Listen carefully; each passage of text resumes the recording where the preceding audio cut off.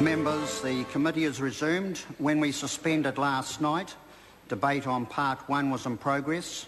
Michael Woodhouse has the call and has 3 minutes and 44 seconds remaining. Michael Woodhouse. Thank you, Mr Speaker, and I thought it was very important to come back and complete the call given the confused look on the face of Labour's revenue spokesman when I tried to explain the answer to the question that Mr Cunliffe posed in his last call: why are top tax rates sacrosanct? Well, I wouldn't say they're sacrosanct, but they are certainly at the appropriate place.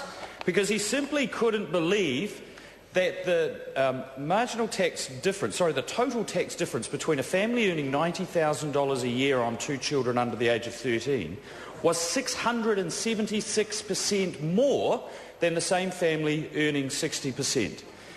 And the journey from $60,000 to $90,000 under the present regime is a steep one. The effective marginal tax rates are somewhere in the region of 56–58%. It depends on what the earning trajectory is. But it is a challenging one, and it's one of the reasons why many people faced with that hurdle choose to go somewhere else like Australia for low effective marginal tax rates. So what we heard yesterday was an absolute admission that Mr Cunliffe's party will campaign this year on increasing the top tax rate, or by creating a new top tax tier. They denied that when I challenged them yesterday on it. So what that means is the top tax rate, which is now 70%, is probably going to stay $70,000 is probably going to stay at $70,000.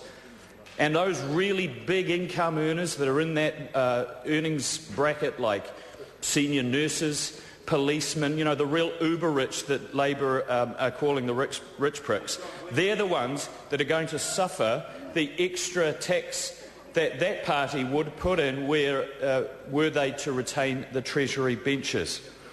Now, I'm very grateful to Deloitte for their budget 2011 perspective, which was released yesterday afternoon, because it firmly confirms that last year's tax switch was indeed fiscally neutral according to the tax bands. And I want to quote from page 18 of that, or paraphrase from page 18 of that report, because what it said was that in 2008-2009, earners over $70,000 a year contributed 46% of the income tax base.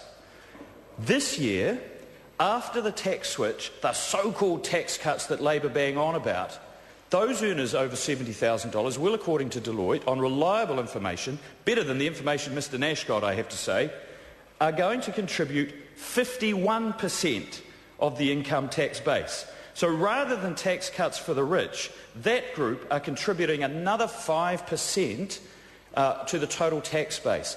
That is about 12 or 13% of the earning population paying more than 51% of the income tax in this country, and Labor want to punish them further. It's punitive.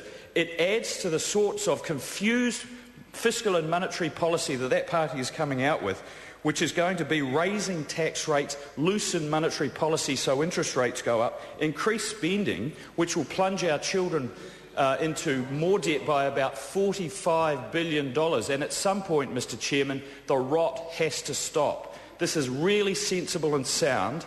If we do put those top tax rates back, of course, the sorts of things that the Minister and the Chair talked about yesterday are certainly going to come back.